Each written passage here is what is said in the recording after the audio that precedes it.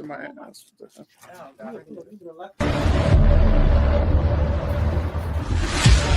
Tonight, the bell rings and the stories begin.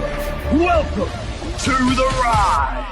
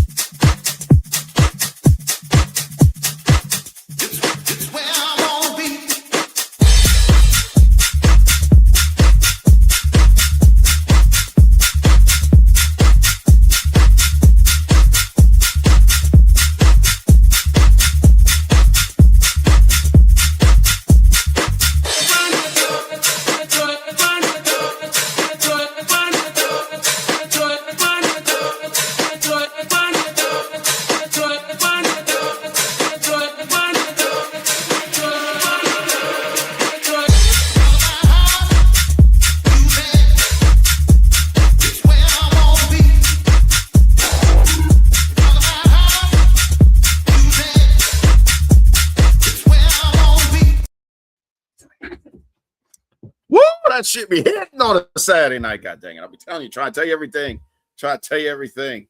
Even though he's a Buster and a Mark and a Carolina Panthers fan, I'm still happy to see the Nubian Sumo here in 2026, even though he's a Washington Redskins fan.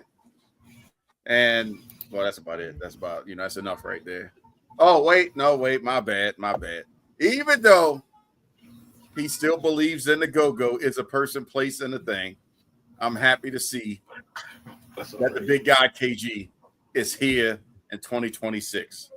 And unfortunately, I got clothes on because I would have been bucket naked so that way everybody could start off 2026 seeing the crack of my ass. But I'm happy to be here with y'all in 2026. If you haven't figured it out by now, it's a brand new year, brand new time. We crazy, but still the same old Wrestlemaniacs. What's up, fellas? That's a hot intro right there. First of all, go-go music has a museum. House music does not. Have you been to Chicago? I bet you it does. Okay, it's the difference between Baltimore House and Chicago House. He didn't say Baltimore House. He didn't say Baltimore House. He said house music. Don't be trying to give him an alley. Let him dig the grave on his own. What'd you say? You know something about that bullshit you just got through playing with them crack addicts dancers you had on there. Hey, 2026 is the year of organized dancing. Them girls are putting in that work in their little leotards and stuff. Hold on. What? If 2026 is the year of organized dancing, you know what that means. Are you gonna hit it? The return of New Jack Swing, baby. Let's go. Formation dance for everybody. All right. You down with that, Sumo? You got that? I don't know. He may be in a state of mourning. He had some high hopes about 3 hours ago, maybe 4 hours ago. Goddamn, KG. We only 3 minutes and not really 3 minutes and 57 seconds. And he already on the hot pockets. I could have did this on camera. Well, might as well now. But instead, you look, I'm trying to spare you. Like, we good. Well, I mean, as long as at the end of it you say you did not have sexual relations with that woman, then you're good.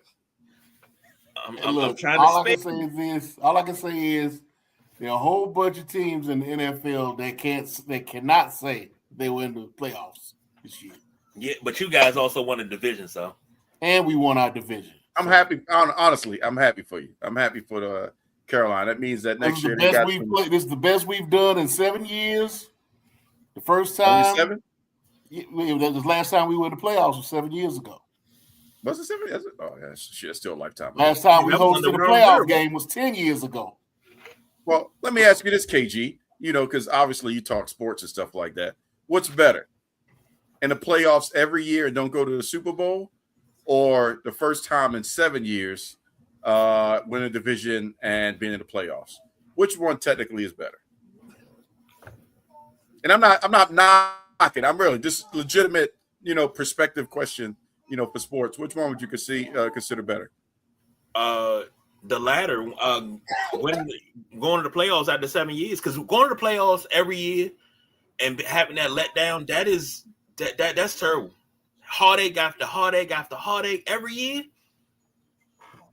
Now, granted, I love to be a perennial playoff contender, but I want to be in a competition for a Super Bowl. I grew up in the 80s in DC. Every year, from 81 to 91, so 10 years.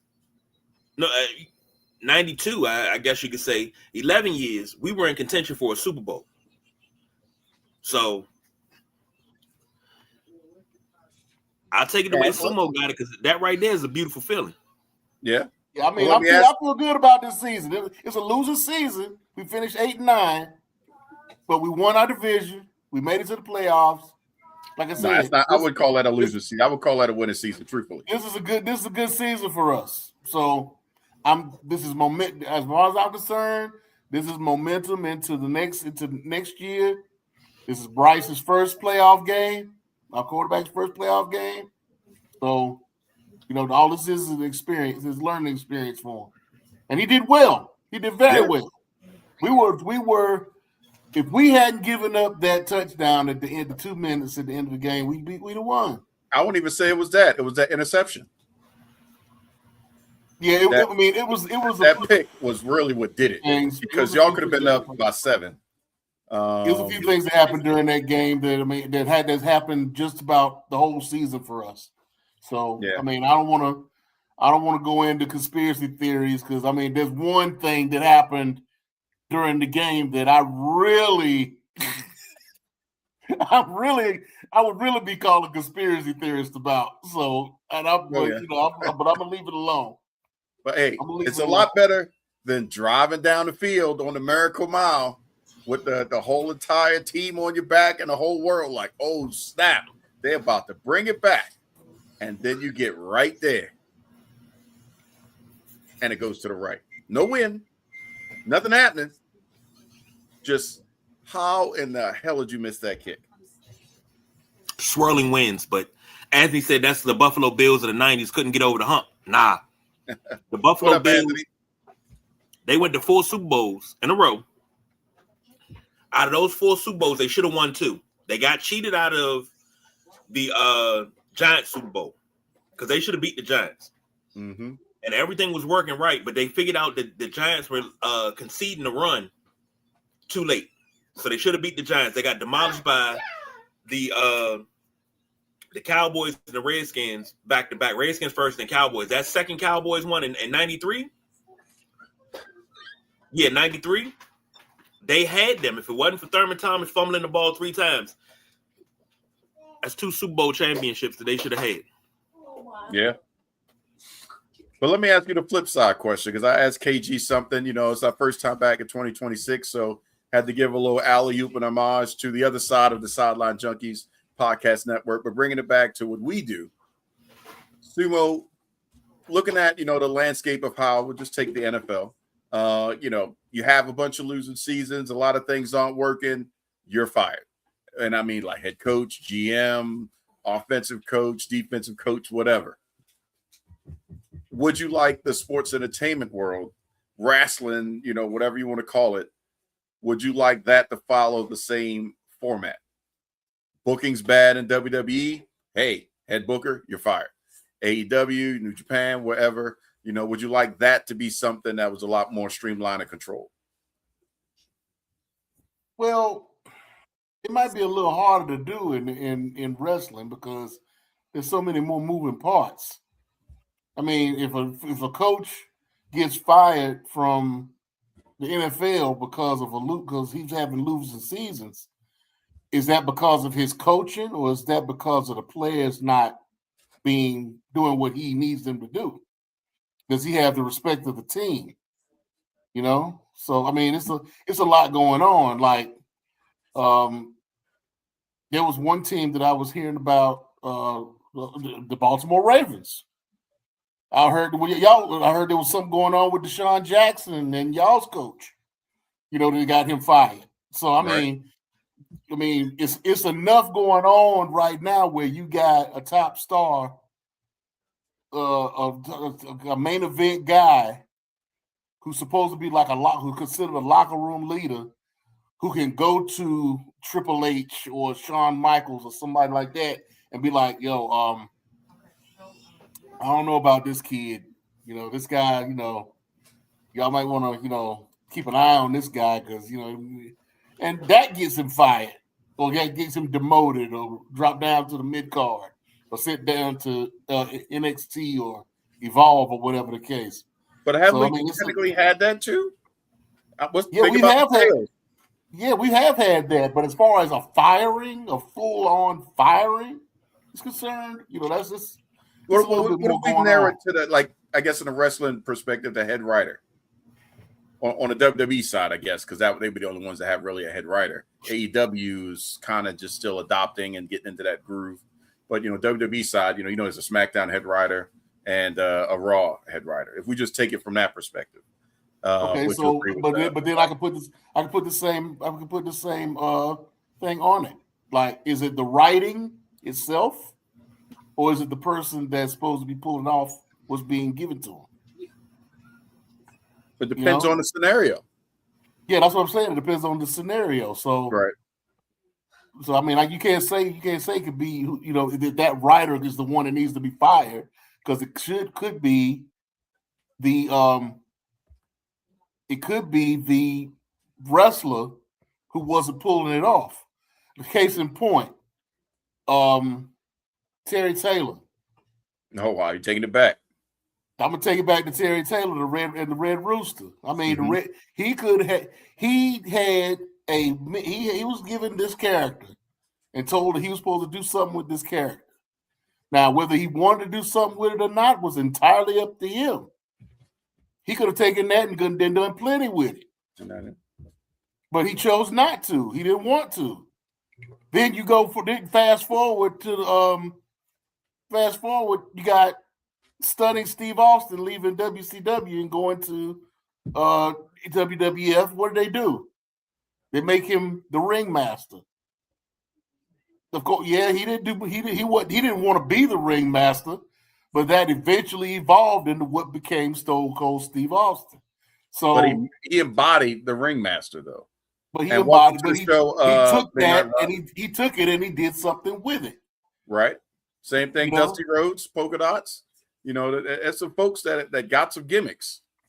And, you know, WCW, they probably would even given it the full extent of their capability. But in WWE, they're like, this is what I got. This is what I got. Let me see, you know, what I can do with it. And sometimes, you know, you get a diamond out of that lump of coal. Right. So, I mean, like I said, going back, do you fire the writer? Or do you fire the person that's supposed to be reading your script?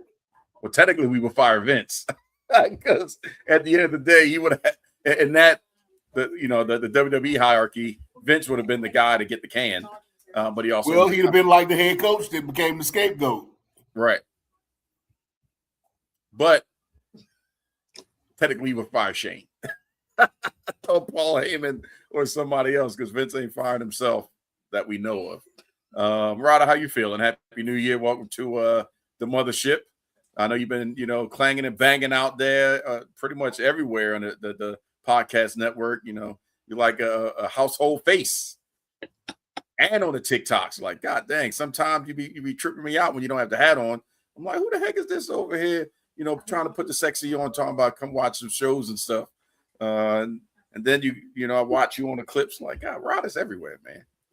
Hey man, I'm trying to make us a household brand, baby. You know what I'm saying? Yeah. Trying to put us in. Midnight Rider is our AJ Styles. That's what I just said. So we got to put the face that runs the place. I'll take that all day, every day, for sure. I'll take that every day, all day. I just wanted to jump in. It's the new year. I know you probably said this in your beginning, but don't forget that tomorrow morning when you take your head off your pillow, you walk into the room, you see sun in the air, you breathe life in a new day. The audio of this show will be available to you on Podbean, iHeartRadio, all the good stations. If you can get a podcast, you can get this tomorrow morning when you wake up. And it's like Folgers, it's the best thing, best part of waking up is the Sideline Junkies in your cup. And the good news is you ain't even got to have your drawers on to listen to it. So if you just happen to wake up free balling, you perfectly all right to go ahead and join us on all of those lovely areas that you see running across the ticker here to be able to catch us. And I don't know, there may be some other cool man. What is up with you and being naked? I mean, what's going on? Is that something we need to talk about? Hey, man, I'm just trying to let y'all see the way I came into the world. Ass out first. That way you can kiss it. That's all. Talk about bad gimmicks to get us off of this. Nobody got a worse gimmick. We coming in hot tonight. You know, we it's been a little bit.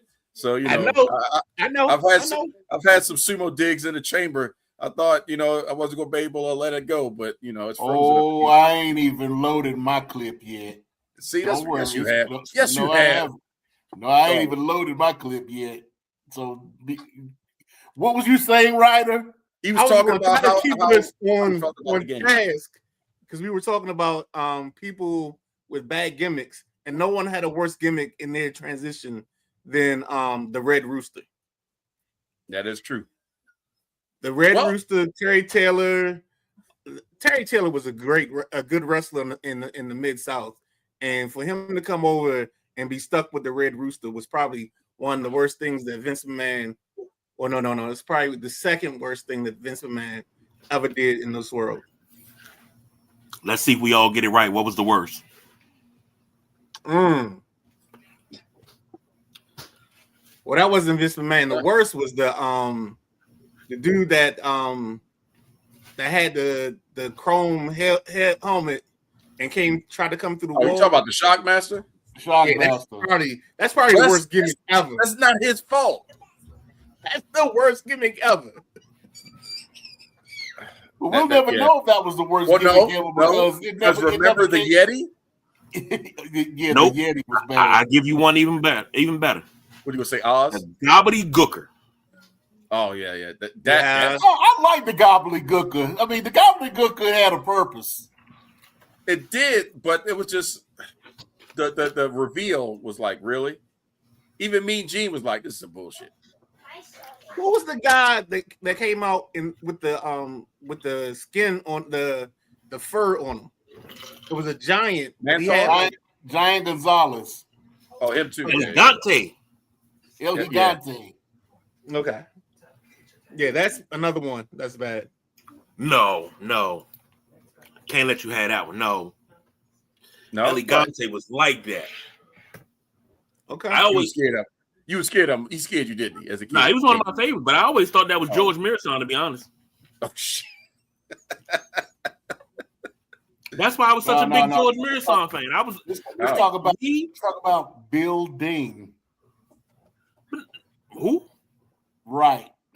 Right. Ooh. There was a character in WCW that I want to say it might have been a Russo. It might have been a Russo or no. It was what was Bull Boy's name? The one that took over the Pizza Hut guy, the one that Flair didn't like in WCW. Ed Pereira? Bill Hurd. Oh, Bill Hurd. Oh, that guy. Bill Hurd came up with a character called. It was supposed to be a construction guy. Jim Hurd. Yeah, Jim Hurd. It was supposed to be a construction guy character, and his name was Bill Ding. Yeah. Building. Well, but then again, we also had Thurman Sparky Plug. So I mean, you know, right. They gave Isaac Yankum. Yeah. Isaac Yankum. Yeah, DDS. But hey, that also gave us Britt Baker, who did return. Finally showed up magically on AEW television. I guess Tony Khan wasn't lying. I guess he figured might as well let her see her face one time before we pay her. Out there. Oh Lord. Perry, what's up? See? Wait a minute. You ought to got that going, AJ Styles. You'd have changed the logo in the background and everything. Like, God, dad, go Midnight Rider. He over here. He'd have had a wardrobe change on us already. I'm telling you, if you take that hat off, if you need a sexy moment, you know what I'm saying, go ahead and say what you got to say, you know, to all the people out there, and you know, we'll clip it for you. Just go ahead and do what you got to do. But what's up, Perry? Friend to the show, definitely for sure. So obviously, KG, you talking some craziness. Oh yeah, good call out on that one. The ding dongs. Yep. Yeah. And guess what the And then the goon. do you remember Yeah. what the do you remember what the premise behind the ding dongs were? Where they came up with that? Ding dongs was pre-Bushwhackers, wasn't it? Yeah. Not off the top of my head. I know it was some. That was another Jim Hurd special because he got it from his time at Taco Bell.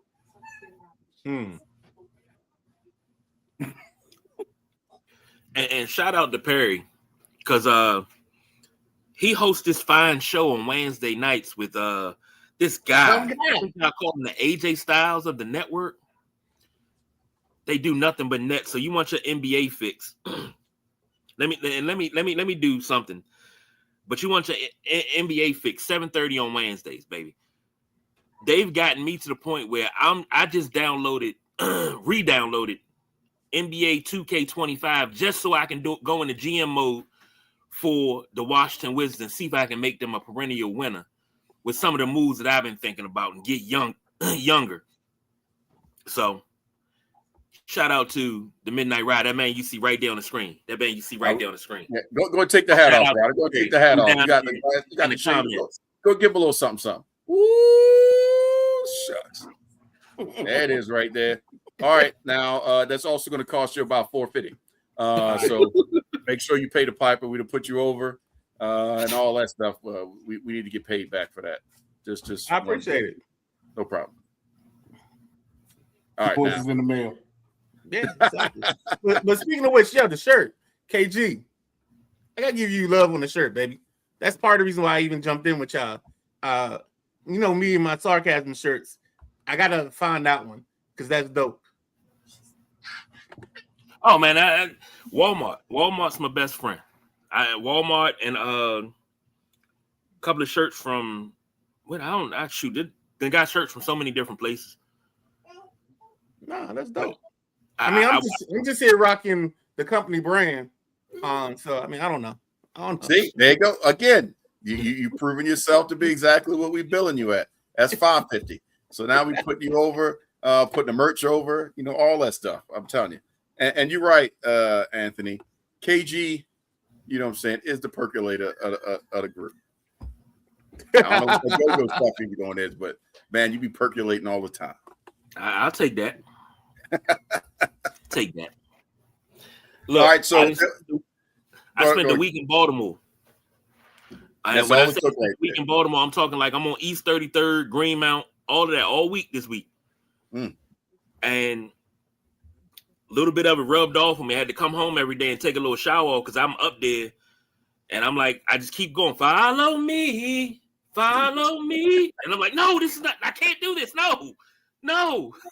Hey, but at least you recognize 3 or 4 different songs, not the same song that y'all trying to build is the same thing, you know. See, that's the problem. And then I went to go get lunch and I was going into Hip Hop Fish and Chicken talking about giving me a chicken box. Nah, man, I'm good. And I was asking for hot sauce instead of mumbo sauce. I'm good. So question for you, ketchup hot sauce, actually. There's a bigger question, and I don't know if you took heed to the warning, but did you perhaps happen to have to watch out for the big girl and watch out for the big girl? I did. Oh yeah, he probably stopped the Lexington market. He probably watched out for a couple of them too. Well, look, that was the plan, but things didn't work out the way I wanted today. I was thinking about going to Patapsco, then going to Lexington Market afterwards. Go give me one of them big ass chicken wings. Shout out to 92Q, by the way. So you're trying to get you a little bit of understanding about some of these inside Baltimore house jokes and innuendos. Check out 92Q on Friday nights. Shameless plug. We ain't getting paid for it. Sumo, can we switch over to you for a second? I know you've been quiet over there. I guess. Go ahead. Right. What? I think what that you was about to come out your damn mouth with. See, I'm trying to alley-oop you and give you an opportunity to say something, and you always got to be coming with the haterade. You always coming with the haterade. What you want, man? I gave you big props on your team, all that stuff. I'm trying to put you over tonight. Brand new year, brand new you, same losing team, but that's a different story. So all I'm saying is With that Baltimore. well, that too. Yeah, I ain't even gonna try to front on that one. Yeah, we knew okay. we ain't have a chance. Proceed. But something kind of momentous happened out there in that Japanese time slot that I figured maybe you would like to shed some light on, because we had the end of an era, end of a career happen recently. So I wanted to let you go ahead and educate everybody on what they may want to go look up on YouTube or something else to catch to really understand exactly what monumentally just happened.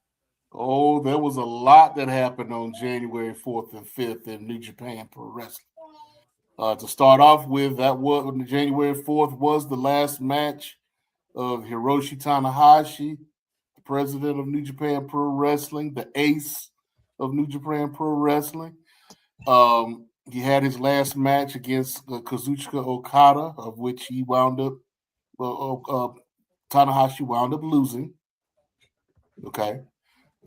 Since we went to the John God Cena. damn it, he done changed his background. Stop that shit. Sorry, Sumo. He done gave us the goddamn going Will Smith special. It's the Fresh Prince of Midnight Rod up over here now. God damn it. Sorry. Keep going. Keep going.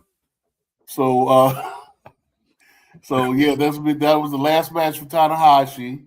There was an announcement that Tiger Mask will now be in his last year, last 6 months actually, because he's going to be leaving in June. He's going to be retiring in June. So I think that I can't remember which big event that will be around that time, but he will be leaving at that time. There was a merging of two factions that have been pretty much the remnants of two factions.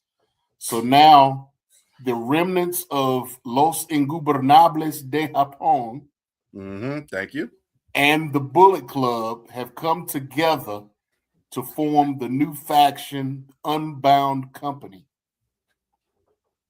So they're saying that this could be the end of the Bullet Club after 13 years.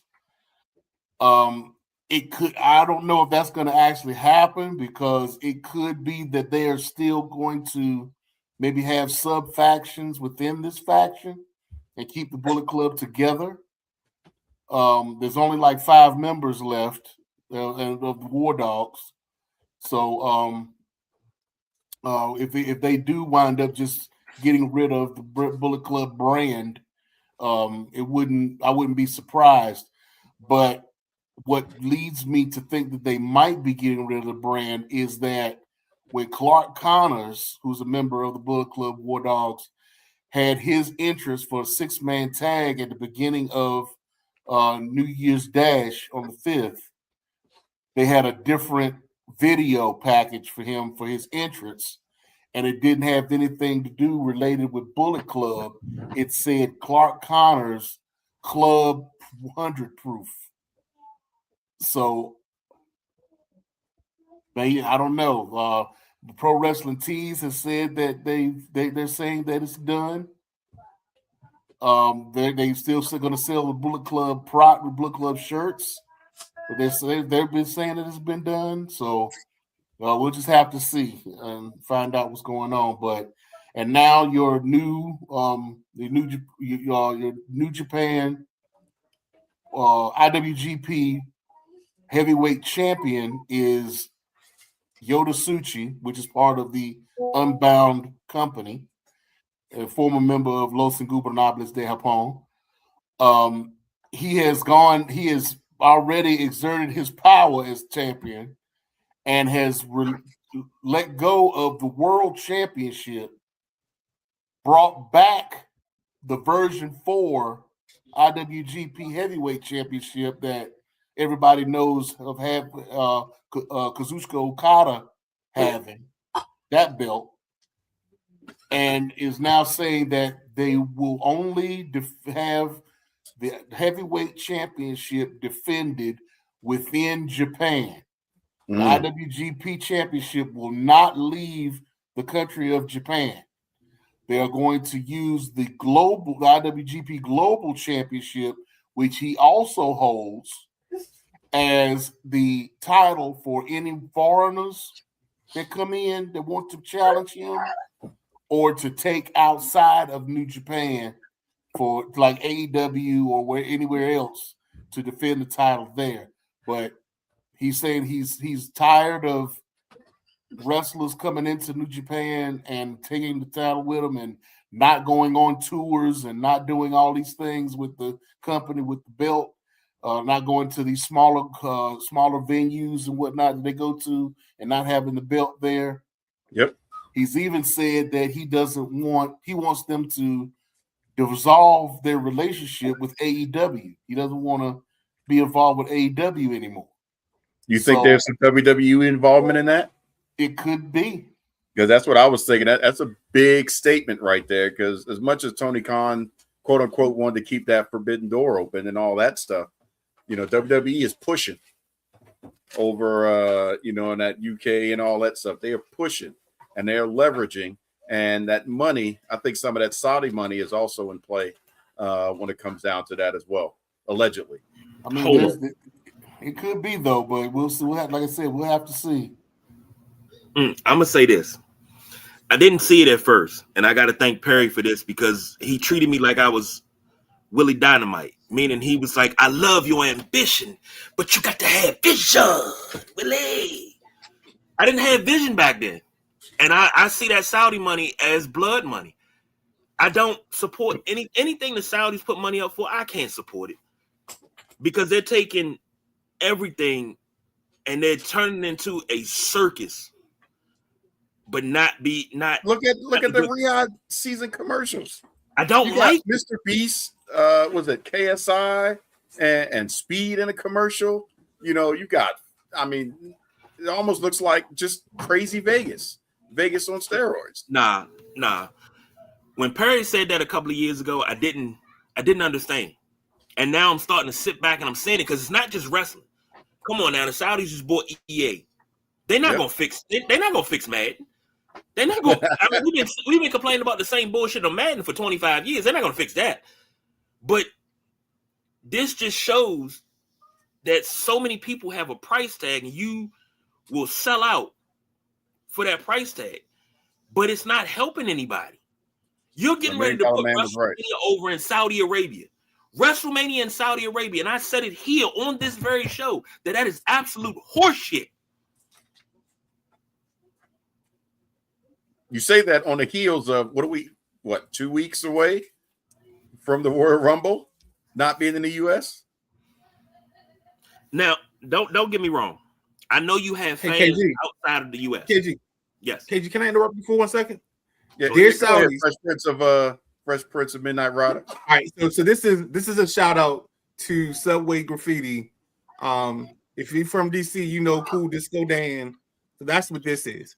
I have another one in a couple minutes, but we'll get back to that. The other thing that I was going to bring up is, dear Saudi Arabia, if you want to throw some money somewhere and it happens to land in the Sideline Junkies world, okay. KG will take that blood money. KG doesn't represent our. You're going to take that. Don't you throw Saudi Arabia money? KG will be like, let me tell you our cash app right now. Yeah, exactly. Nah, let me tell you something. You're gonna be sitting there. Hold on, KG. You're gonna turn it around and tomorrow morning, Sunday Rise. Hey, you can catch these Saudi Arabia shows on Odyssey, Spotify, Two things. Podcast, Podtail, Al Jazeera. Yep.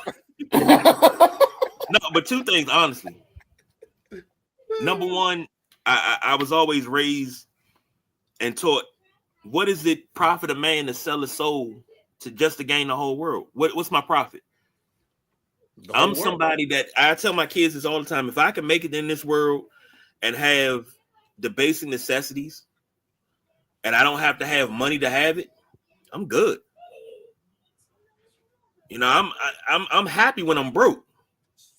When I didn't paid out everything and I have no money left over, but my fridge is full, my gas tank is full, my kids are happy, I'm happy.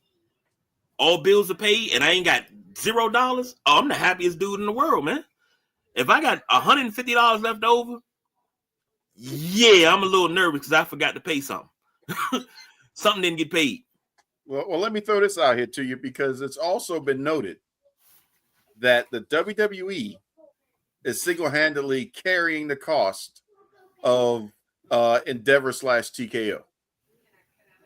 Because all the other entities, to include UFC, is not turning a profit.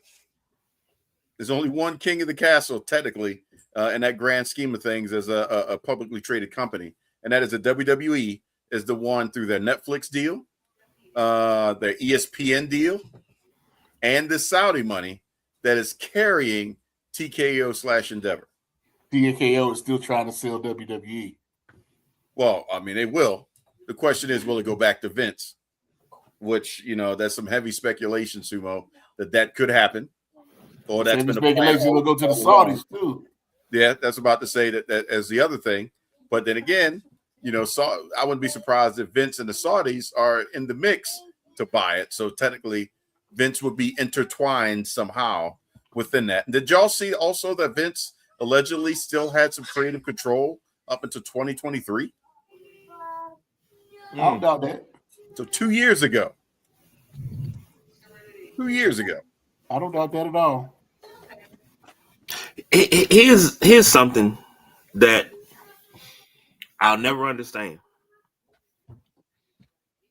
I get it that money makes the world go round, but taking the staples of wrestling. Now you got so many different factions of wrestling companies and everything, but taking WWE, which pretty much, let's be honest, call a spade, killed territorial wrestling.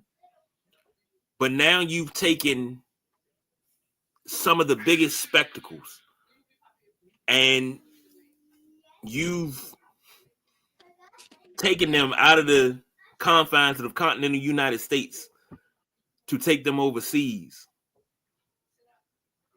just because the money's good. But you could, I mean, what was that, Wrestlemania at the Pontiac Silverdome? Largest recorded crowd ever at the time. We can do those type of numbers here if we given a chance. I said it earlier. I said, you want to really put some butts in the seats, do a WrestleMania in the LA Coliseum. The LA Coliseum for football seats 110. Once you set it up for daggone wrestling, you can easily get 150 in there. Easily. As old as that place is, you can easily get 150 in there. Just my thoughts. But you want to go and get your fireworks on over in Saudi Arabia, go ahead. And for the record, if the Saudis ever called and decided to say to the sideline junkies, hey, we'll finance everything. Oh, okay. Big guy KG won't be on these airwaves anymore. You see it now. Next thing you know, he's going to have like 8 backgrounds like the Midnight Rider. He's going to have a 3-piece suit on, probably have a bow tie, you know, talking about, man, so glad to be at the Sports Center. I mean, Sideline Junkie's desk. Nah, I'm good. I'm good on that. And Perry, money's in the U.S. It's in there, but they've priced out. They've priced out the common man. The people that really love wrestling, we're priced out. Wrestling is more catered to the celebrities now. Everyday people can't afford to go to wrestling no more. You used to go to a wrestling event, a house show didn't cost you no more than $50 to $75. Now you pay to sit along the railing in a good seat. You paying anywhere from, depending on what the show is, you paying anywhere from $2,200 to $10,000. We've been priced out. I don't have $10,000 to blow like that on wrestling.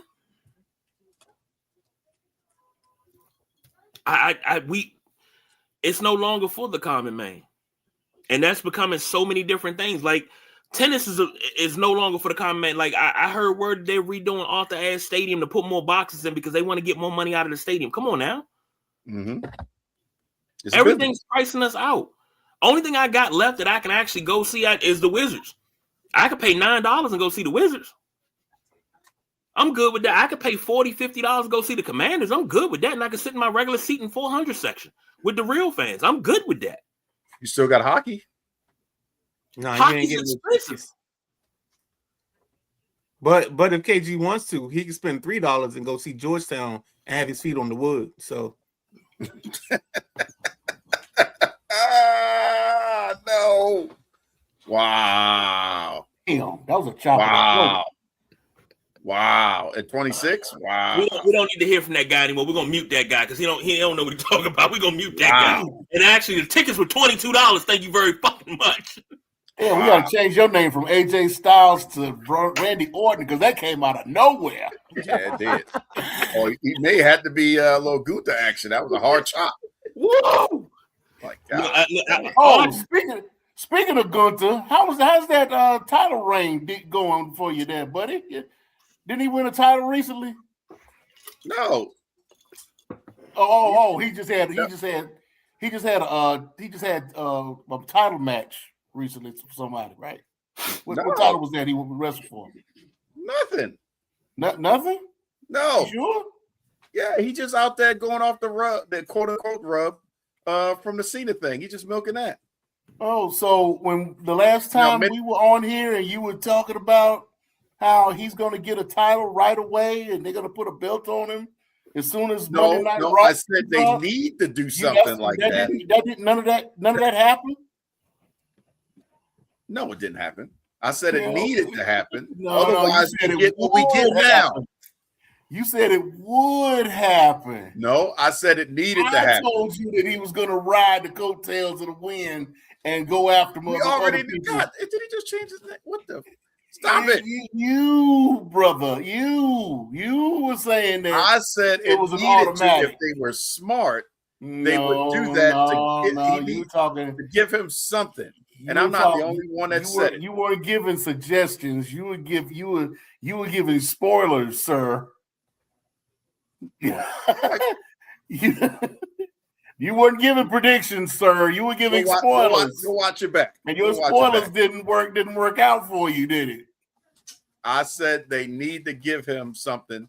Otherwise, we would end up with what we got right now. A t-shirt that the average common man won't understand what it says. I would have taken out the picture of John Cena and had him choking nothing. At least it would have made sense and been a little bit more synergetic. Perry, that's what I was trying to tell him about a month ago, Perry, but he wasn't listening. I said that. You did not say that. I did. Go watch it back. I said he doesn't need it. He was going to get they're going to put a belt on him right away. I said if you're going to have him do exactly pretty much what Brock Lesnar did to The Undertaker, then you need something immediately afterwards because Gunther doesn't need the rub. It was a whole pointless everything for Gunther to win, and then what? What we're getting now? I beat John Cena. Oh, here's a t-shirt. I beat John Cena. Yeah, that's about all we got of that whole entire year. We got a heel turn, and all we get is a crappy t-shirt and you gloating. Drew McIntyre got more out of this than got that going. Gunther, he's the champion. And it had nothing to do with John Cena. That's what I said.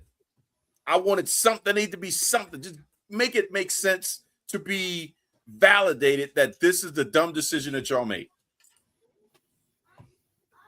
Go back and watch it. It wasn't that long ago. Okay, Don. Don't okay me. Go back and watch it. KG. Okay, Don. Can he post that? What was it? 2 episodes ago. Post that tomorrow, so that way Nubian Sumo can sit back while he at work shucking the job. Okay, Don. Hey, Perry had already co-signed me, so hey, it's all good. It's all, okay, Don. Mm-hmm. You can. I'm gonna let you have it. I know what I said. So you try. You actually don't, but go ahead. Yeah, I do, because that's what I said. Mm-mm. Okay, KG. Go and play it again. I wish we could play back clips in real time, so that way we could get that stuff done. But I will say it for clarity: waste of time.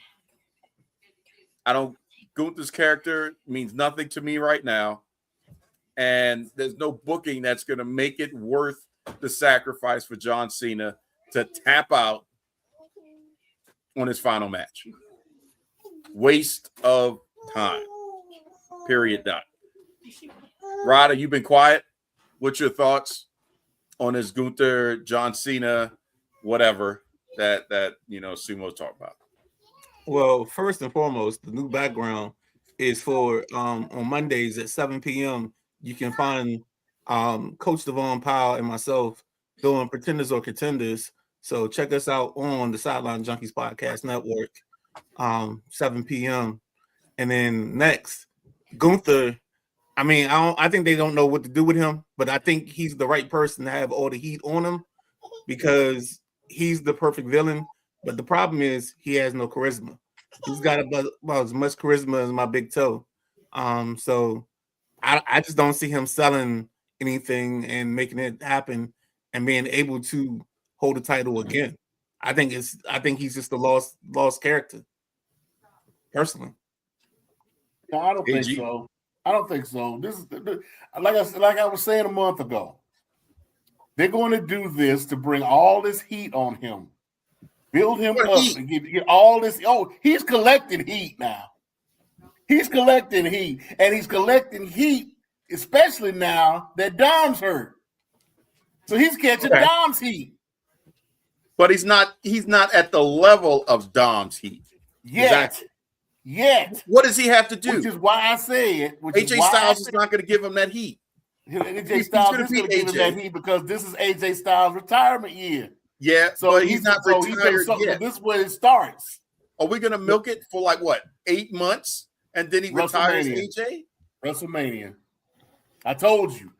The Monday Night Raw after WrestleMania is when they're going to start pushing Gunther toward the world title. Or toward the WWE title. But they could have done that without John Now Cena. that they've gotten that belt off of Cody, and Cody's got to chase again. Like we talked about. Did you remember that conversation? Cody better chasing? Did we not have that one? Yeah, I've always said Cody's better chasing. Okay, just want to make sure you remember we talked about that because, you old now. If we were to take those numbers on your chest and do it backwards, that's right around your age 10 years ago. I just want to make sure you stand with me. We've always said Cody was always better chasing. So, I mean, yeah, this is a good thing. Right. That match last night brought up so many things as far as storylines for WWE. It was a shot in the arm for WWE as far as storylines concerned. You bring back Jacob Fatu. You got Drew McIntyre as your champion. That brings in Sami Zayn because Sami Zayn and Drew McIntyre got some things going on, the unfinished business, which could lead to Saudi Arabia between the two of them for the title. And Randy Orton in play. Randy Orton's back now, so that brings Randy Orton back into the picture. Trick Williams in play. You got this tournament for whoever's going to be the number one contender coming with this 4-way coming up, all these matches leading to the 4-way. So yeah, I mean it's a lot going on, and it's good. It's a good thing. It's all on SmackDown. None of that has anything to do with Gunther because he's a Raw guy. KG, for now. Well, they may be getting rid of the draft. They're not seeing the value of the draft anymore. I don't know if you saw that. So we may not get a 2026 draft this year. Well, they don't need a draft to send him over. Well, they gotta have a reason, but unless there's Royal Rumble, I guess. SmackDown is 3 hours now. They got to fill that time. They got to do something to fill that time. So why not? Why wouldn't they? KG, I'm gonna say this because first of all, I got to backtrack. Midnight Rider saying that Gunther doesn't have any Charisma. Yeah, I got to disagree with you. And it's not often that we really disagree on much, but I got to disagree with you.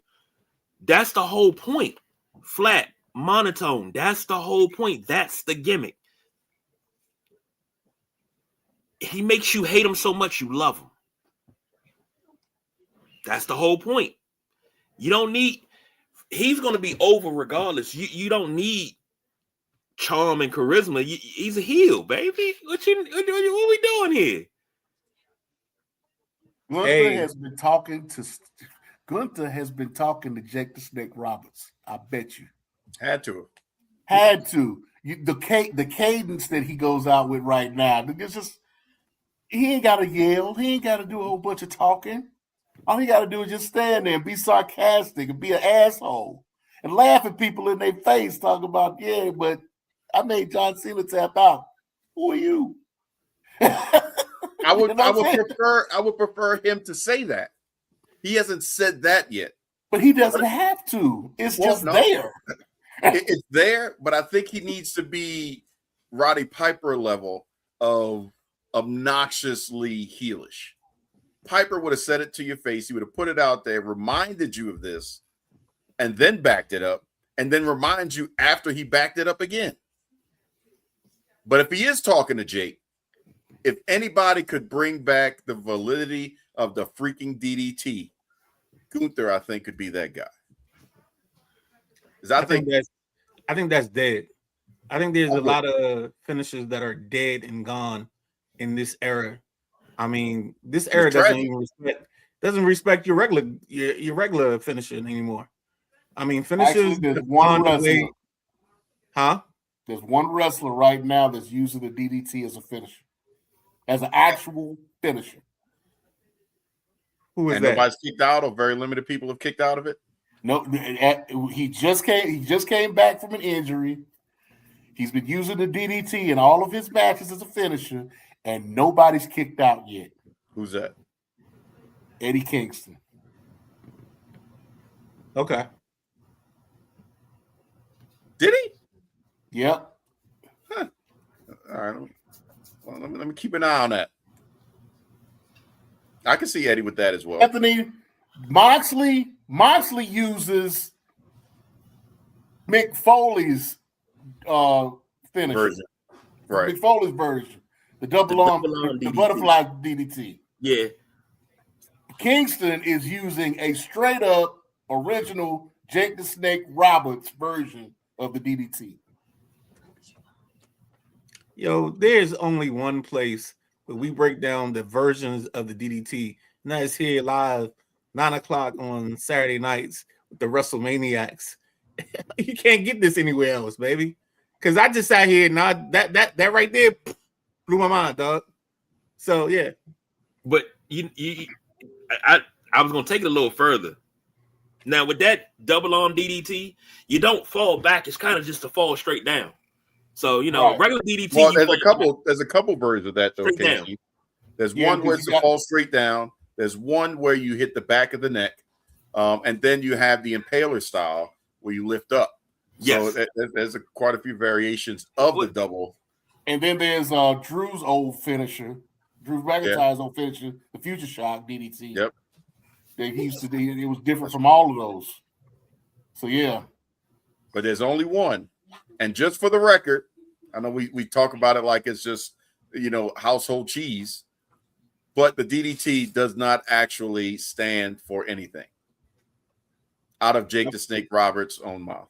Now, so if you're trying to Google what it means one day, you will find out that it means it doesn't mean anything in wrestling. As a wrestling term, right. As a wrestling term, yes. It's actually used to be a rat poison. Right. Well, that's where he got the name from. But it doesn't mean anything in wrestling. But as far as wrestling, a wrestling name or what a DDT breaks down to something within wrestling, no, it doesn't. Yep. One of the I think maybe at least one of a couple, the 3-letter somethings. Because this got some long ass name that he actually remembers the actual name of it. And I've heard him say it a few times. KG might be able to look it up and see what it is, but what it actually means. But He said that DDT stand for drop dead twice. Who said that? That's what Jake the Snake. That's why I said he contradicted himself. Jake the Snake said that shit years ago. I've never heard that. I've never heard that either. But I mean, I take your word for it. I never heard it though. I can't say I've heard every. That would sound pretty cool if it was. Of his, but you know. All right, we got a question from Anthony. Been a while since we've answered one of those. And the question is for all four of us. If we were Triple H, who would you throw? Obafemi straight into the fire, right into the World Heavyweight title picture as soon as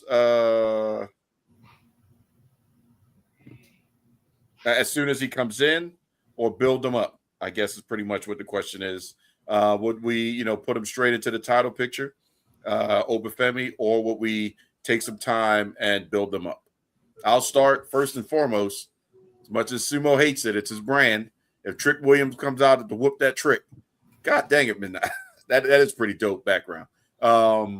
If Trick can come out to whoop that Trick, then Oba needs to come out with the Sumo Bop, is what we'll call it, just to make him feel better about himself. He's going to come out to the bop because he can't help himself. Well, no, they could tell him not to bop. They can tell him not to bop. They can change his music. But they just don't need to name him Bearcat. Right now, he's going to come out to the bop. They're going to keep. I think they're going to keep him as is. Okay, which is a rarity. And what brand? What brand should we put him on? I put him on Raw. Yep. I put him on Raw. I think he has to go to Raw because you don't want to kill Trick because Trick's on SmackDown, so you don't want to kill the momentum of both of those guys coming up, and then they end up on the same brand, and then you doing the same routine you was doing a couple months ago. NXT, yeah. And we still haven't got Trick and Carmelo Hayes. They haven't crossed paths on SmackDown TV yet. So, I see that as a backstage thing. I see Trick and Carmelo coming to crossing paths in the backstage scene, and maybe even giving a little cadence or credence to what they did before and what they were before, kind of a homage as they go in passing, and then just go their separate ways. And just a setup for the Royal Rumble, because they'll cross paths to the Rumble.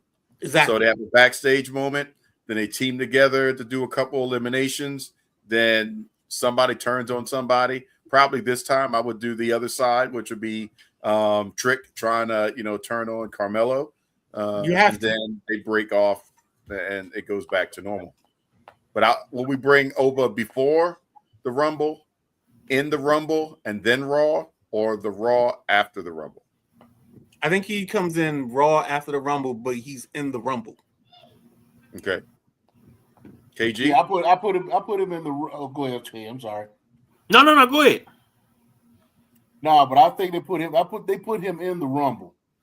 They definitely put him in the Rumble, just to introduce him, and then they could probably put him as one of the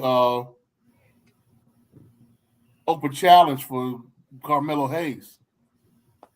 But that's on SmackDown.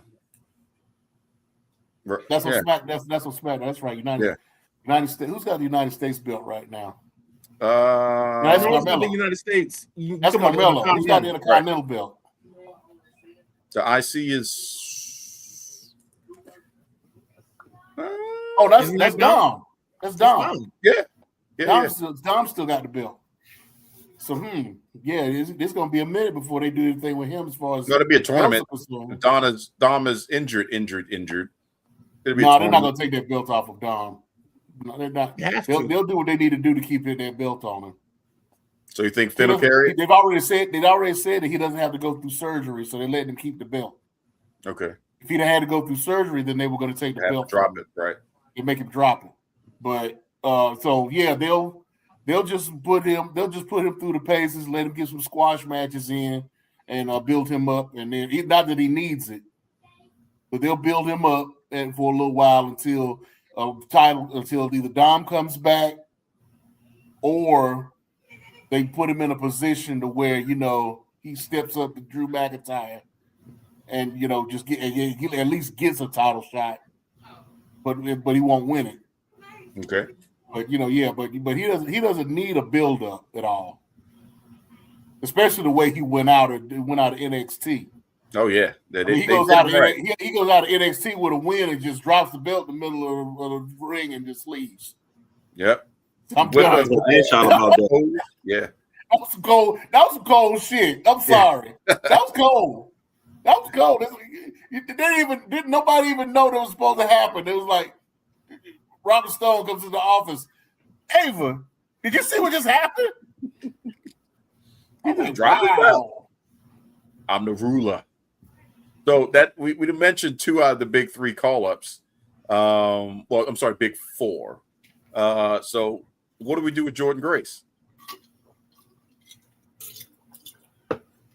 Well, no, nobody's qualified to talk about that. Go ahead, KG. Except for one guy earlier, so go ahead, KG. One guy.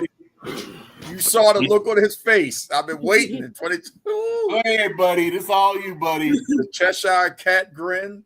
Go ahead. It's easy what you do with Jordynne Grace. She don't need no faction, even though the girls in the back love her.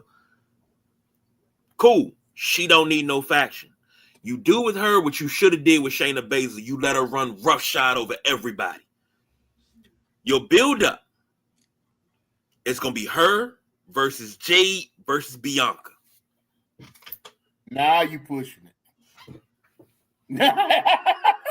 You let that man have his moment. You on that hopium for real. On that one. How you figure? Let that man have his moment. I figured he was gonna say something like go after Maxine Dupree. Nah. And the Intercontinental belt. Well, Becky has it now. Yeah, Becky. So go after Becky. That's a nice way to start. Go after Becky. Well, they already teased her and Jade on Friday night with the walkout and her walking out of the ring and Jade coming down the tarmac or whatever it's called. So that's where you already getting some of that heat from. I just don't know if I want to see them 2 wrestle personally. I don't know. I mean, didn't your girl get 2 people hurt already? She got Meechin hurt and somebody else hurt. Be fat. Yeah. So Jade is becoming the Nia Jax of what? Go ahead. 2 times. That's Go ahead. That's 2 times. That's all I'm gonna say. That's 2 times.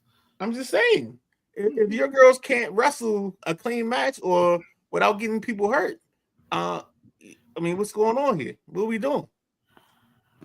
Well, I believe if nothing else, Jordynne could work stiff against her. So if she get potatoes, she'll potato back. You'd have to. An awful match. Because I don't think anybody, she hasn't wrestled anybody or taken a bump from anybody but Nia that has been able to, really challenge her in the power game. Right. And a close second, now that she's on, SmackDown for Jade we're talking about, could be Lash Legend. Right. Could, throw some bombs out there. But everybody else, she just mollywopping these girls. I want to see. That's who I want to see them do something with. I want to see what the plan is with Lash Legend. Yeah. I know she needs to ride it a little bit longer, or she needs to be Bianca's first challenge when she comes back. I think she needs to be Bianca's first challenge when she comes back. But is she then you get that athleticism? Oh, she coming back. She's coming back, but when though? It'd be KG Palooza. Good. See, here's the thing, right? Here's the thing, and I'm riding off of your coattails now, Don. So I'm holding on to your coattails right now, but ride with me on this one. Okay? All right. Now, she'd have been out. How long? She's been out over a year now. Long enough to have a 1-year-old. She's been out for a year now with these finger injuries going on. And now she's actually doing interviews talking about having kids. Too late.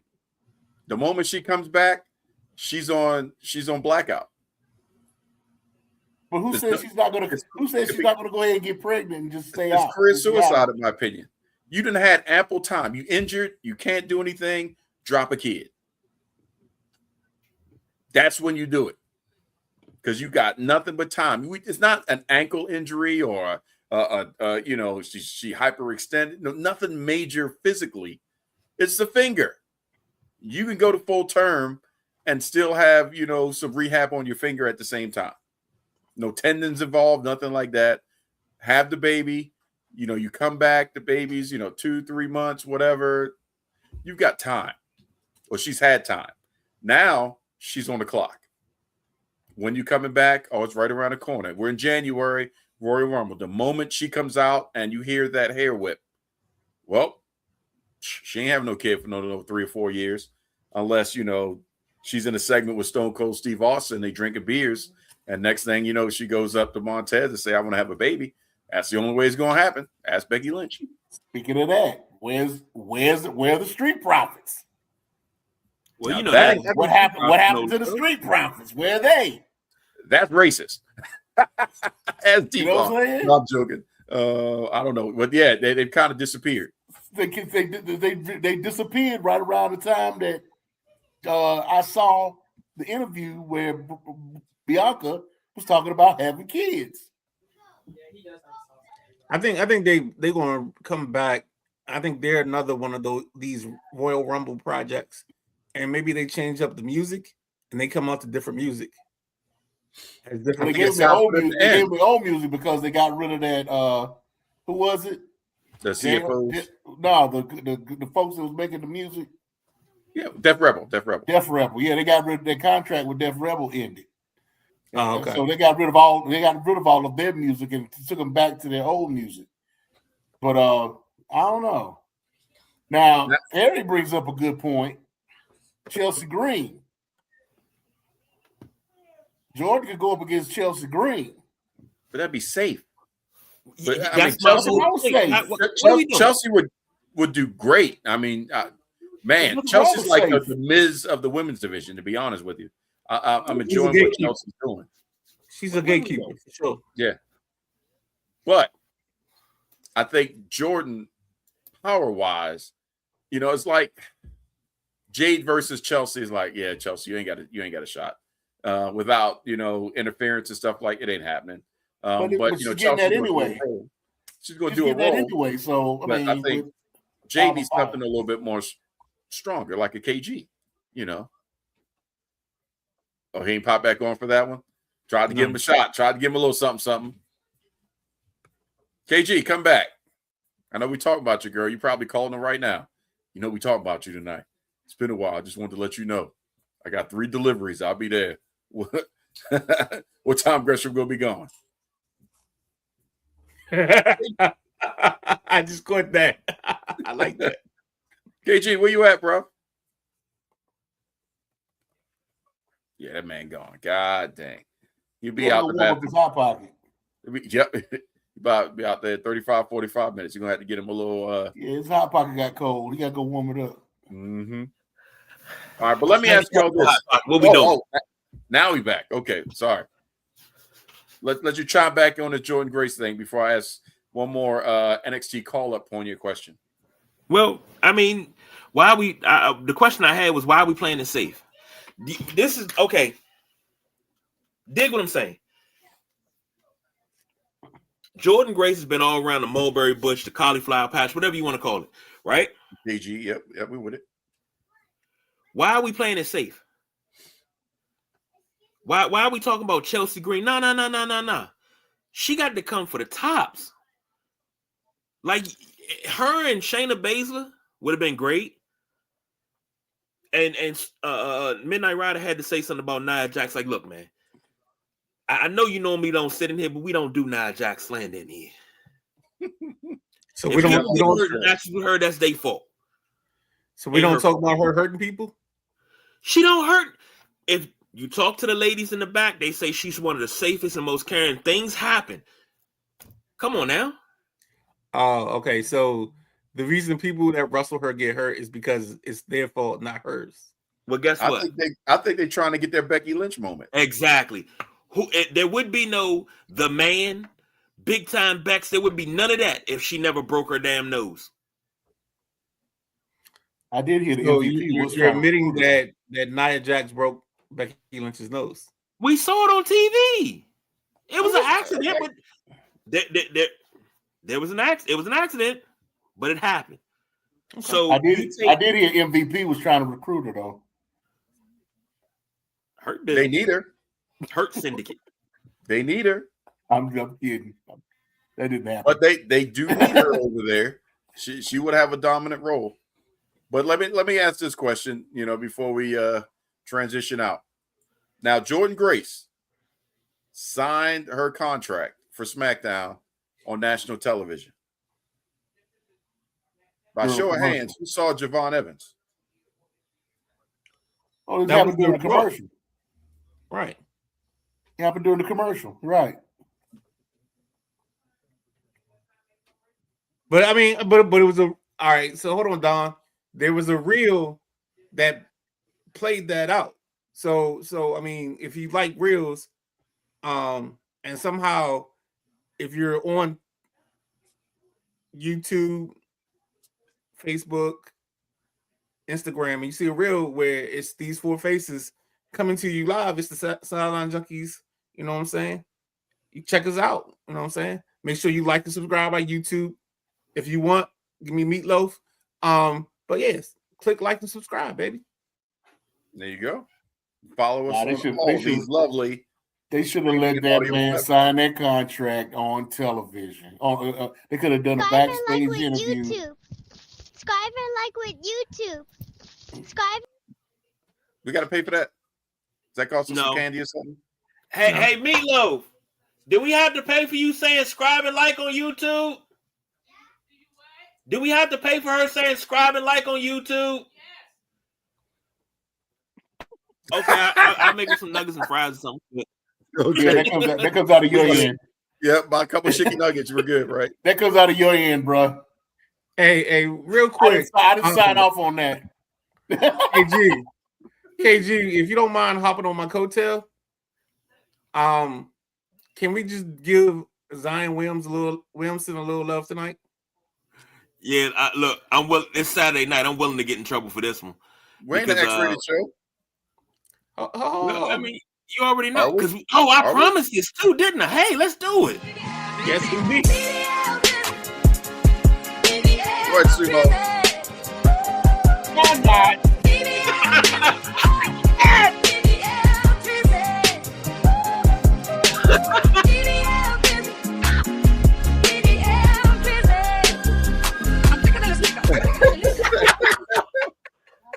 I promised that Saturday night you tuned in and you was gonna get it. It's the new year. Why not? Shit. I don't know. I don't know if the people in the back of the church heard it. You gonna get us in trouble. I got in trouble for that the other night. I'm not getting in trouble again. Who got you? Who you got in trouble with? Man, I got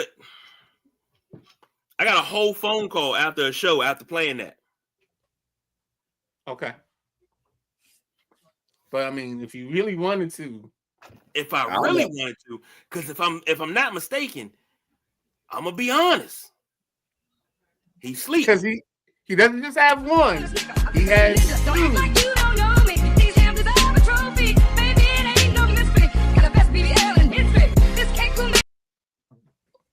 I was gonna put the clock up for a second so that way we can catch the time. But yeah, in all seriousness, they did mess that up. They could have done something with that. Really, we haven't had a moment or a signing at that level of just something cool since way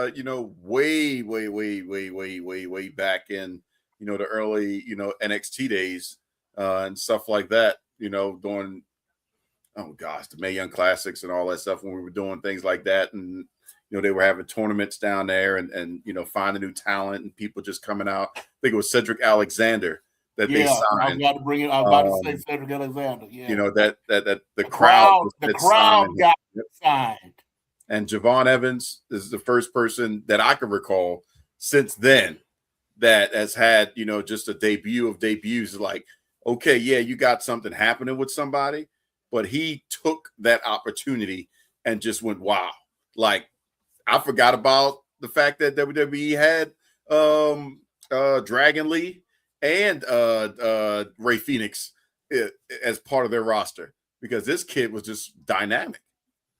And then he finally gets the opportunity, and the only way to have seen it is if we paid extra money on Netflix.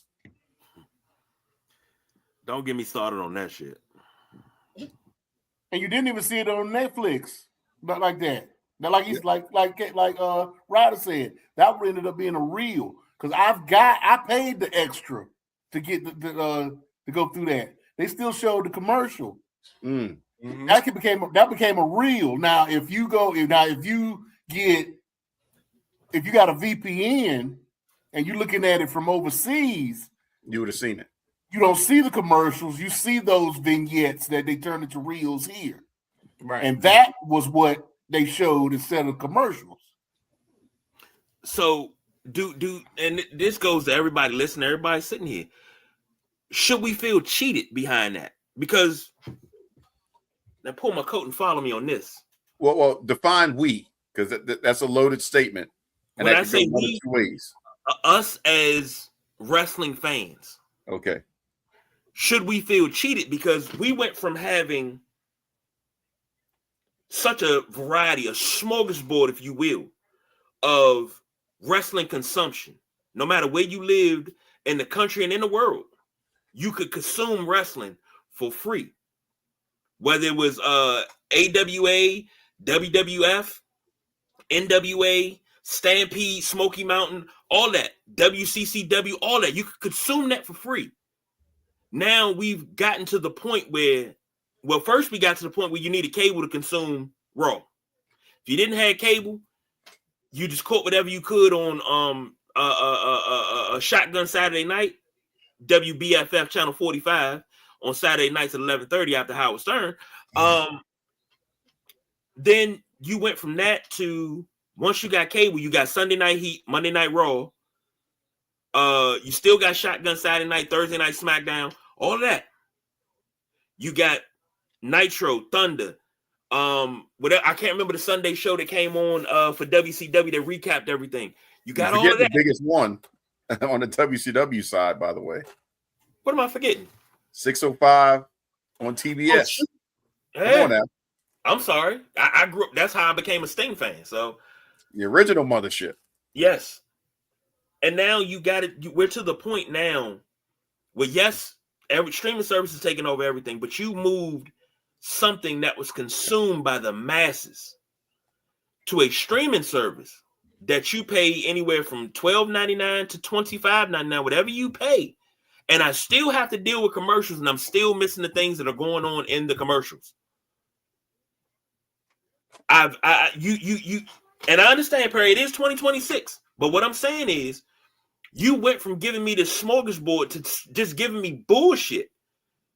Missed the network. Because on the network, we didn't have commercials. If I'm paying for Netflix, I shouldn't have commercials. I'm paying for Hulu, I shouldn't have commercials.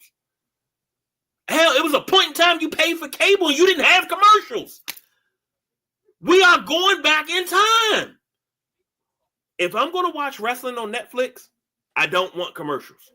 I don't want to miss what's going on. If you got to set up the ring and you don't want to keep the camera on there, take me out to the back and show me an interview.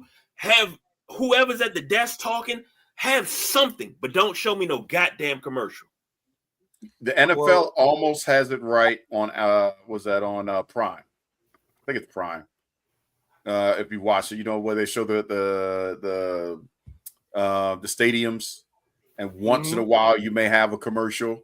Once in a while, but while you're on network television, they're doing their part.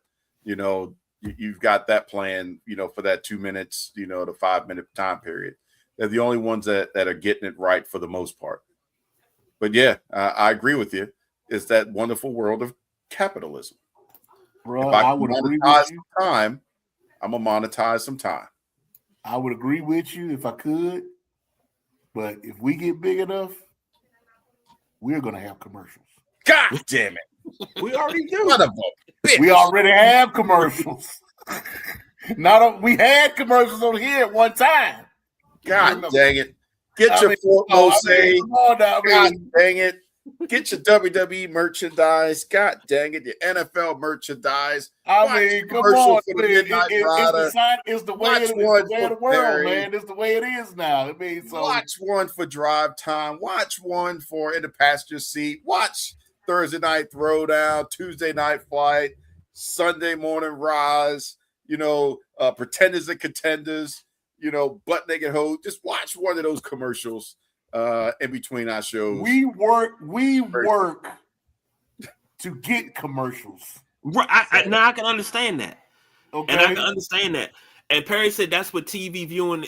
That's what TV viewing today is about. But if I'm already paying a subscription now, commercials, because you're trying to sell product, people buy placement ads. They buy time to place ads. Great. But if I'm already paying the subscription, you're that greedy that you still have to show commercial. Fucking Peacock shows commercials. I remember Peacock didn't show commercials. That's why I used to watch everything on Peacock. I can't even get through an episode of Good Times without 5 commercials. Because you the temporarily essence. It's Good Times. The essence of business. Easy credit ripoff. The essence of business is working off of other people's money. Ain't we lucky we got them? Hanging in the child line. You got to say it like they say it. You got to say it like they say it. Like Warren Buffett. Warren Buffett says it all the time. Why would I spend my own money to run my business when I can do it with other people's money? Look, get your Eric Bischoff stuff out of here. I get KG's rant, but you gotta understand that money makes the world go round. And if you are AWA wrestling, unfortunately for you, you fell on hard times. If you Mid-South wrestling, you fell on hard times. If you are Stampede wrestling, you fell on hard times. If you are world-class wrestling, hard times. If you are UCF or UFC, whatever it is, hard times, baby. I can't help it. We can't do it. Money makes the world go round, baby. That's true. And, at the end of the day, they gave you a daggone Casio watch. Wasn't even a Rolex, just a Casio watch, kicked you in your ass and told you that the Sideline Junkies podcast network took your job, daddy. And what's crazy is that's the problem.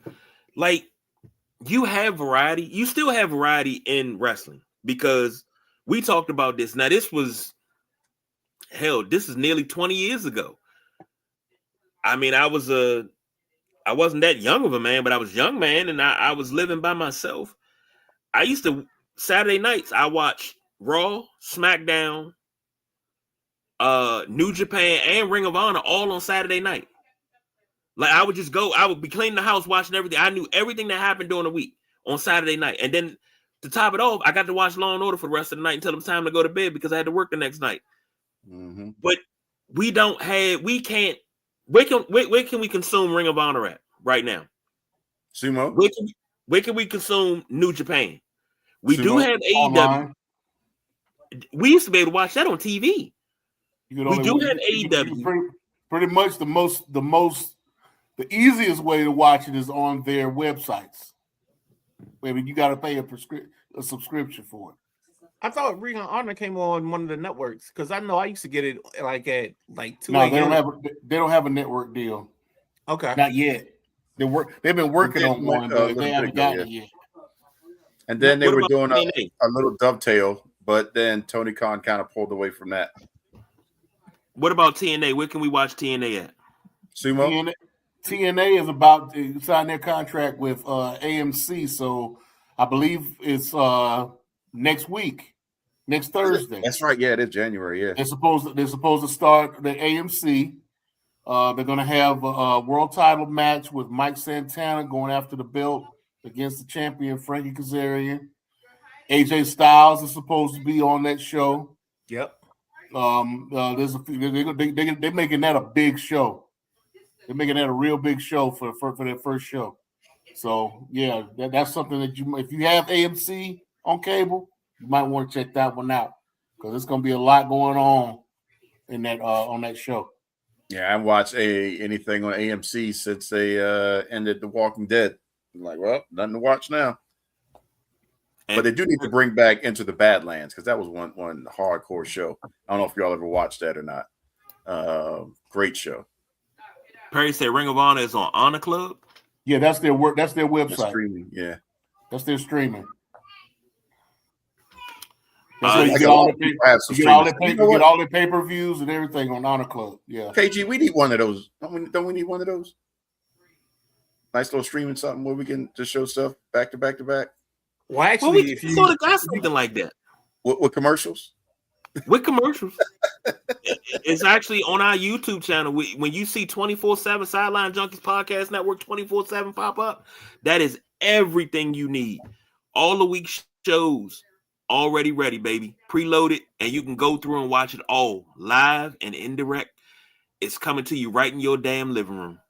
And like Perry says on Triller TV, you got GCW, Ohio Valley, House of Glory. House of Glory is where Zilla Fatu has been, even though he's about to leave there right now. But a lot of guys are coming out of House of Glory. OVW used to be a feeder into WWE at one time. I believe it still is. GCW is part of the WWE ID program.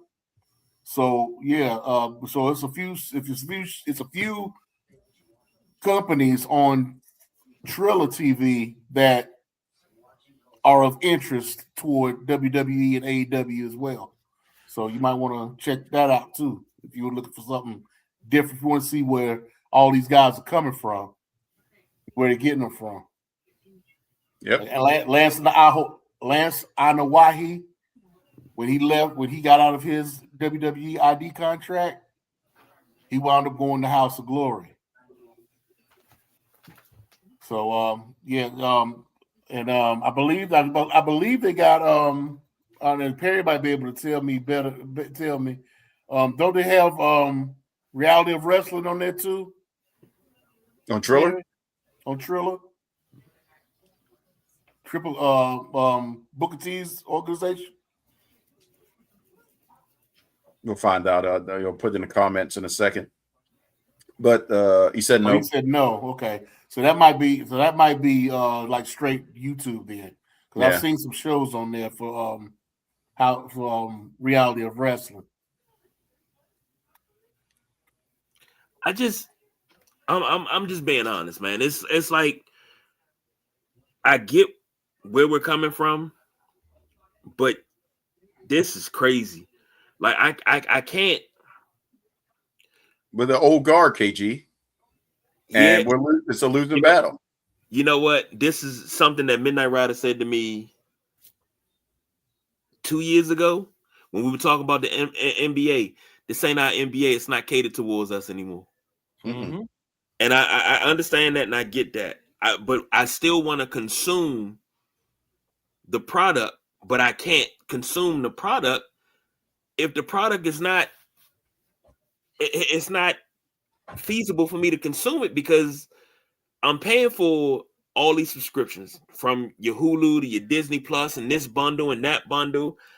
And you watching stuff on Tweety and Face Space and My Book and all that. And it's to the point that you can't even really keep up with it. And then I'm paying for most of this stuff and I still got to watch commercials. That's the problem that I have. It's not where it's at. It's the simple fact that I'm already paying for it and I have to watch commercials. And when I watch those commercials, I lose something important that happens during that commercial. They don't even give you the box and box no more with WWE. They used to give you the commercial, the action's over here, the commercial's over here. We're good. Let's go. I'm with that. I don't even get that anymore. Well, you got to hunt for it. You got to have the space to consume it in reference to time. But I know it's going to sound sucky because we ain't getting no credit for it in reference to putting them over. But the only place, and I believe this is truly the only place that you can consistently get a glimmer of everything is Twitter/X. Because if you're following it, you get it on the feed, you see the snippet, but that's all that you're judging it off of. So it's 6 one way, half dozen another thing. Yeah, you'll catch, what they want to give you, but you may have missed some other stuff that you really would have cared about. So it's a unique situation of where the business is, because for the young kids that are growing up, and I got one that is just heavy mark out on the product. What they know or what they choose to consume is Jey Uso up, something of that level, that one character up. But if I was to put on, some old WCW or some AWA, may not land because it's not the visuals of what they're getting right now, but that's based off a sign of the times, and it's TikTok and all this other, Snapchat and that quick instant gratification of just being able to consume different stimuli. So it's like, how do you navigate it? And it still pisses me off because kayfabe is dead because of social media. And then, it's hard to really put the magic in for what we know the magic should be in wrestling, professional wrestling, to disband, belief and to be living in a fantasy world that, Hulk Hogan can get beat down for, 50 minutes strong. And then all it takes is for him to start convulsing rather frequently. And Hulk is coming back. Oh, snap. And then he points. Yep, they see. They have to say it. He did it instantaneously, and that's his boy. Once that point comes in, then where we going with it. Hulkamania runs wild in a second, or you thought the freaking Ultimate Warrior was he couldn't be destroyed.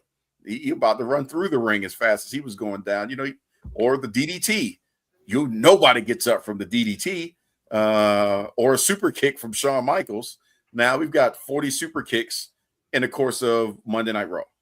Every match is super kick. It's like, God dang, 5 DDTs, and they just popping up like it's a video game, and you just, caught your second win. It's like, what the heck is going on? Mm-hmm. But that's just the business that we're in right now. That's what they want to find. That's what they want to see. How do we teach what the business is supposed to be if that's what we're going up against? And we're not even in the industry. We're just smart marks. Yeah, and with the number of companies out there, it might be 6 or 7 companies. I knew you would get it in. Couldn't do a show without it, huh? Unfortunately, your audience is watching TikTok right now or YouTube or whatever it is. Surprisingly, not wrestling. So he didn't hear you say that. Otherwise, he'd be over here right now doing it with you. I just figured we had to drop that at least once in this day and age. Yeah. Yeah, that's all. That's all I got. Awesome. Well, fellas, I got to tell you, it's good to be back. 2026 is going to be a strong year for the Sideline Junkies as a whole. We've got a lot of interesting things because we didn't even get into the surface of what else is happening on the European side. We still got to look at the aspect of bringing us back into the fold of where AEW is positioning themselves. Finally, MJF is the champion again. Where Mercedes Moné has built herself up to have 800 million championships, and now she's on that downward swing. What does that mean for her? Then there's other conversations we'll be getting into throughout the course of the next couple weeks, like what the hell do they do with Bayley? And how long are they going to keep her as the ostracized one out of the 4 horsewomen? Could Ronda Rousey come back? Is there an avenue for her to come back to professional wrestling? You shake your head, but Ultimate Warrior went into the Hall of Fame. Hold on. Let's stop right there. That hallway. turn down to the right, and we're gonna walk in this room. So I'm trying to give some sizzle stuff to think about. Nah, walk Jack, into the door. you can't say that because we got to walk into the room. No, okay, don't walk into the room. Peek your head in there. Let me tell you this. One thing you don't do is you don't disrespect the business. You don't disrespect the boys and the girls in the back. Ronda Rousey did that. I'm sorry. Did Phil Brooks not go ham for about 10 years? Did he disrespect the boys in the back, or did he disrespect? Ask Seth Rollins that question, and I guarantee you he's going to tell you the truth. Ask him, did he feel disrespected? Ask him, is that beef real? When CM Punk came out, did he really want to just punch him in the face and eviscerate him when he came out right after the Hell in a Cell? And then let us know what the result of that conversation is, KG. Stranger things happen. If the dollar is right, Rehad, could she show up? Okay. Just saying. But those are the things we're going to talk about. Those are the things we're going to get into. So, look forward for us here at the Mothership on a Saturday night, Wrestlemaniacs, to be able to, just walk through those uncharted territories of conversation. And hopefully you'll be with us to be able to give you a 2, 3, 5, and 6 cents, because we know the 1 cent is dead. So, give us a little bit of extra something. And we'll, try to navigate it together. WrestleMania season is just about traditionally upon us. So we're going to have a lot to talk about all across the board. So I appreciate y'all starting the 2026 with us. Anthony Perry, appreciate y'all chiming in. Midnight Rod, appreciate you being here. You always welcome. Rod, I'll give you an opportunity now to plug your shows and everything that you would like our watchers on Saturday night to check you out on the rest of the week. No, let's keep it simple, and I'm going to keep it short. Because tomorrow morning when you get up, there's no better way to start your week than with the Sunday Rise at 11 a.m. with myself, KG, the gentleman Jack, and I'll keep it that simple because I don't want to go with the whole week. But if you do have time, Monday at 5 p.m. you got the drive time with Matty Ice, and then 7 p.m. this week, I think it's myself and some other guests with Pretenders and Contenders at 7 p.m.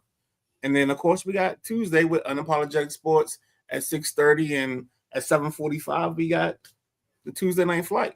And I'm going to keep it short that way. Word. Sumo, anything you want to plug that we should catch this week in overseas category, or even, in the United States? So, some stuff we need to watch that the average wouldn't think about? Well, right now, New Japan is off until like the 18th or whatever. So they're going to be off for a little while, getting ready for their first run with their at the Genesis Dominion pay-per-view. It'll be coming up soon. I believe TNA has a pay-per-view that's coming up here soon. So you could be, like I said, AMC on Thursday night. You check them out and see what's getting ready to come up for them. MLW is doing some big things right now. You catch them on YouTube a lot. Most of their shows on YouTube. There's a lot going on with Stardom. So if you're able to catch Stardom on YouTube, you could do that and check them out.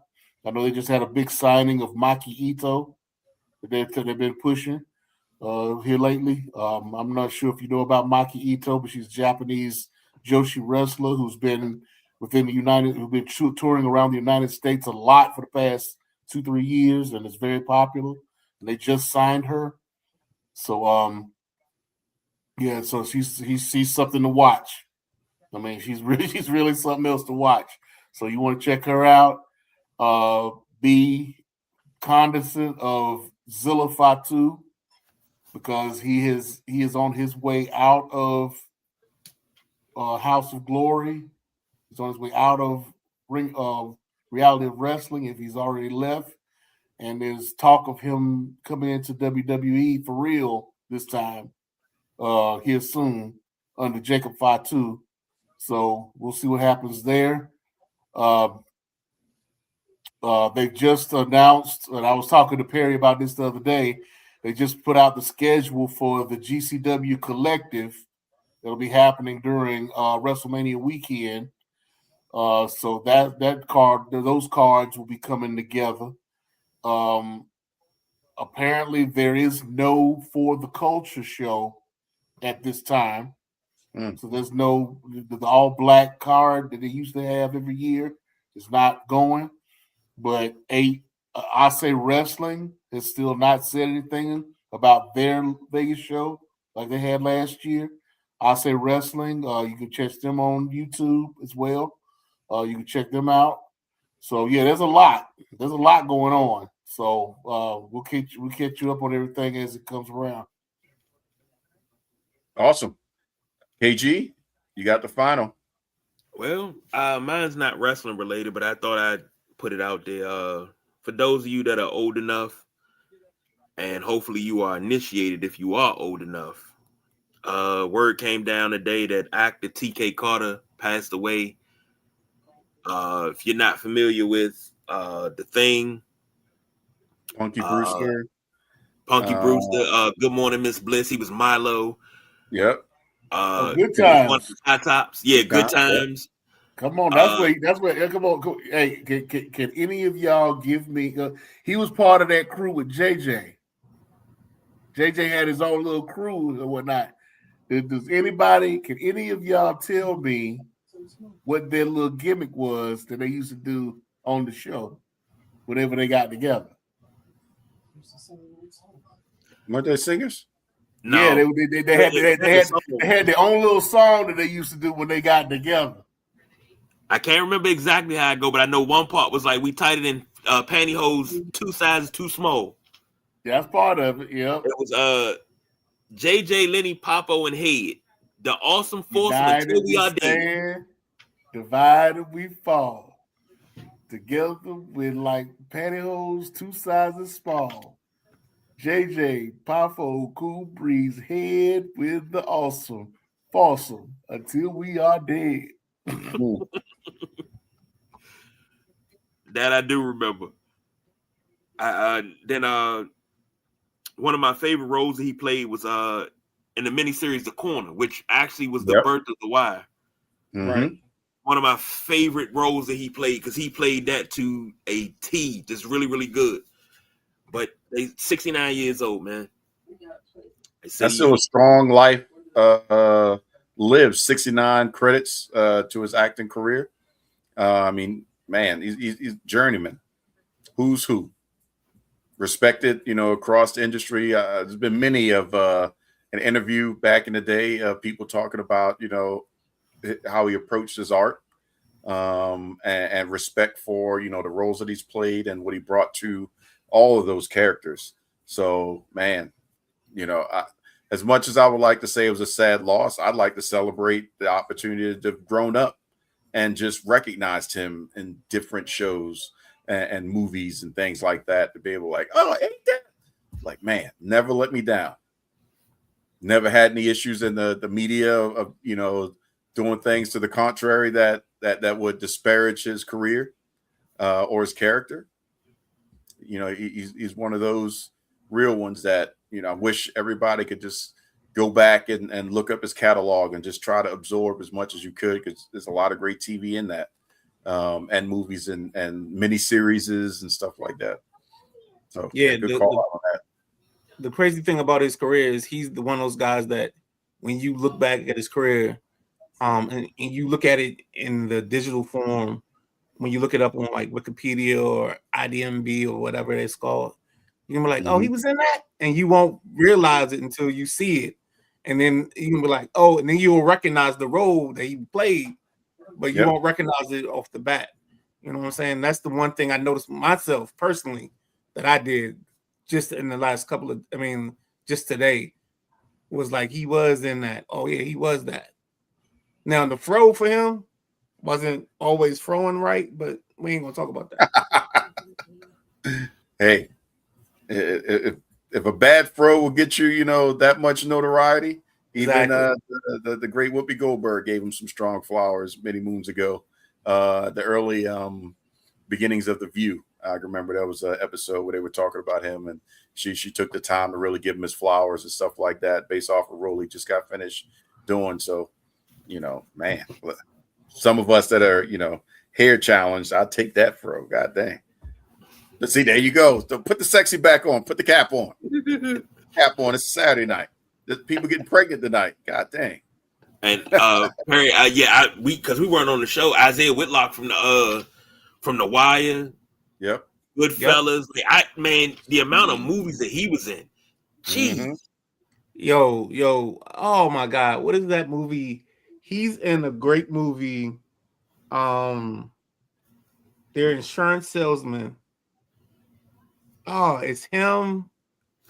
It's the dude from The Office, and it's like one other dude, and they're insurance salesmen going to a conference. Oh, I can't think of the name of the show.